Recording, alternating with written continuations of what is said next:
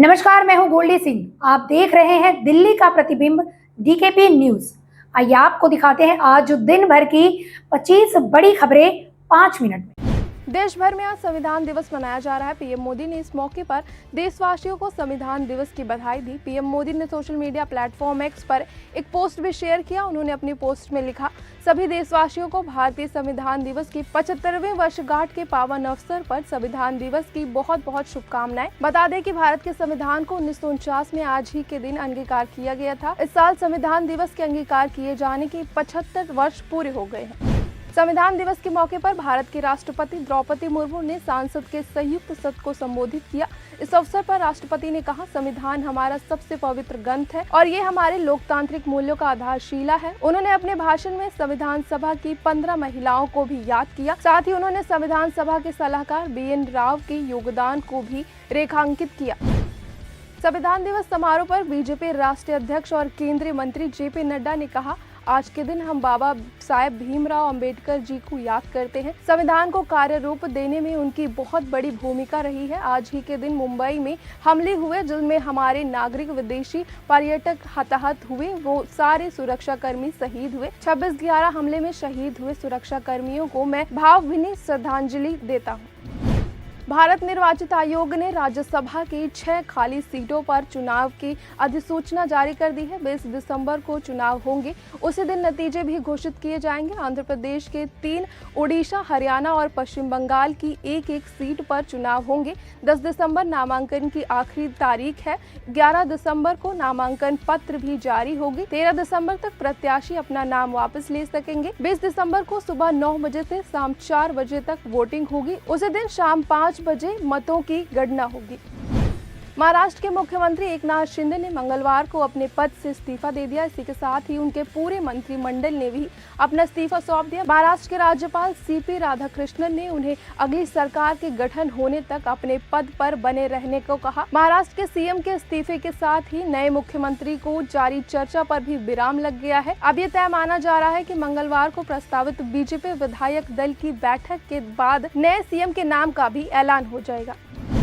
झारखंड के मुख्यमंत्री हेमंत सोरेन को MP MLA कोर्ट से बड़ा झटका लगा है। ED के सम्मन की अवहेलना मामले में उनकी ओर से व्यक्तिगत पेशी से छूट की आग्रह करते हुए याचिका दायर की गई थी। MP MLA कोर्ट ने इस याचिका को खारिज कर दिया। कोर्ट ने उन्हें 4 दिसंबर को व्यक्तिगत रूप से अदालत में हाजिर होने का आदेश दिया है। नशीली दवाओं के दुरुपयोग के बढ़ते खतरे से निपटारे के लिए दिल्ली में बड़ा कदम उठाया जा रहा है।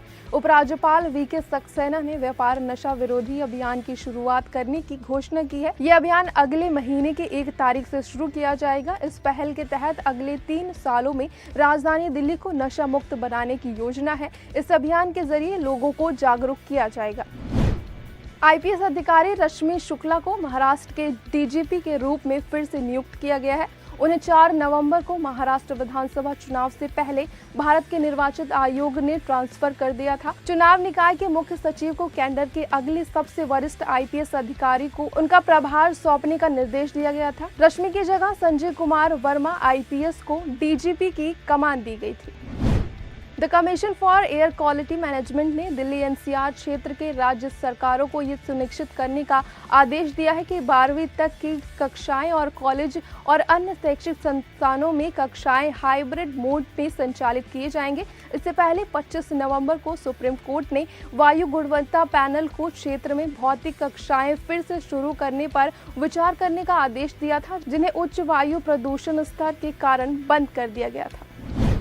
भारतीय रिजर्व बैंक के गवर्नर शक्तिकांत दास की तबीयत बिगड़ गई है। इसके बाद उन्हें चेन्नई के अस्पताल में भर्ती कराया गया है। RBI अधिकारी ने बताया कि शक्तिकांत दास को चेन्नई के अपोलो अस्पताल में भर्ती कराया गया है। इसके बाद RBI प्रवक्ता की ओर से भी बयान जारी किया है। उन्होंने कहा कि भारतीय रिजर्व बैंक के गवर्नर शक्तिकांत दास को एसिडिटी की शिकायत हुई और उन्हें निगरानी के लिए चेन्नई के अपोलो अस्पताल में भर्ती कराया गया है। अब उनकी हालात ठीक है। अगले 2 से 3 घंटों में उन्हें छुट्टी दे दी जाएगी। चिंता की कोई बात नहीं है।